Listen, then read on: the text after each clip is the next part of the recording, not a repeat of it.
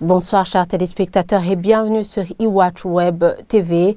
Le personnel soignant et aide-soignant du centre neuropsychiatrique de Kamenge a entamé ce mercredi un mouvement de grève.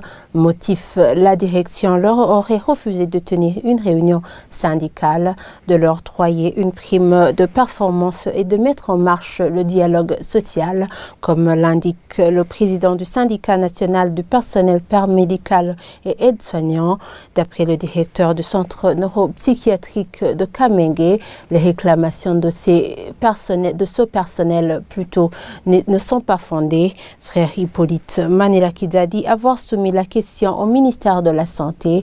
Une situation très pénible pour les patients car ils ne sont pas soignés et ne reçoivent pas d'ordonnance pour les médicaments. Ils se sentent pris en otage. Reportage de Dorine Nyungeko et Eddie Hatangimana.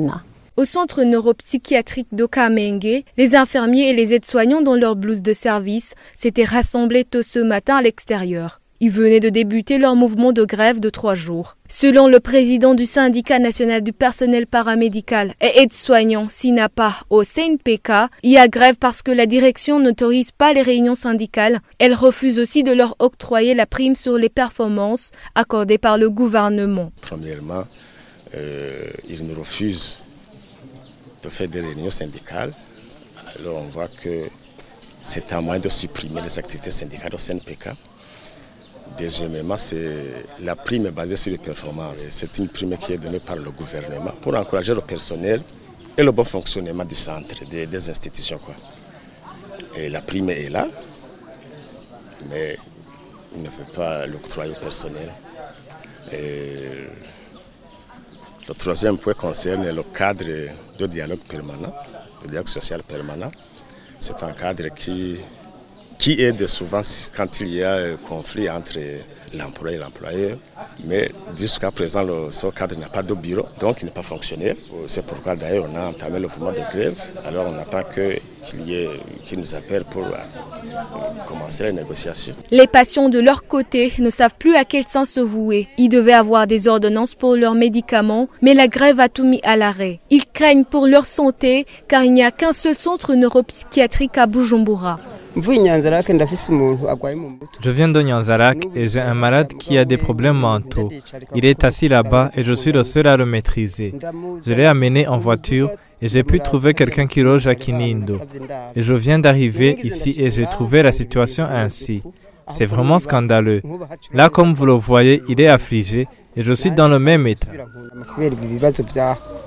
Si je saute une seule prise de médicaments, je ne trouve pas de sommeil. Je ne vois pas comment je vais trouver un ticket pour revenir cette semaine. Je viens de Bubanza, exactement à Ngara, et je viens à vélo jusqu'ici. Par exemple, hier, je suis parti de la maison à 13h30 et j'ai parcouru tout le trajet pour arriver à 18h. Franchement, quand je pense que je vais retourner à la maison sans médicaments, je me sens contrarié. Là, je vais passer une semaine et je vais déprimer.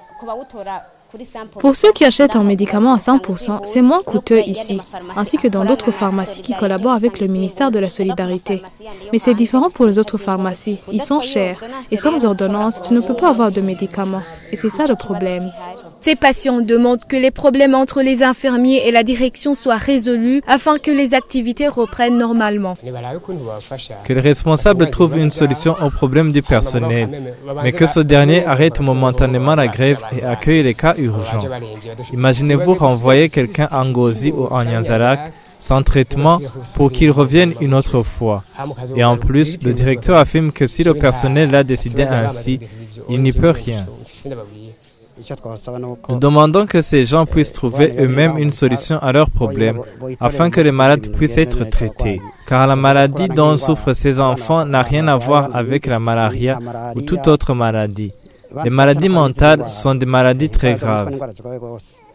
Tout ce que je demande, c'est qu'ils me trouvent des médicaments, au moins ceux d'une semaine, afin que je retrouve le sommeil, car je suis aussi un être humain. Le directeur du CNPK n'a pas voulu nous accorder une interview. Il explique que les réclamations des syndicalistes ne sont pas fondées.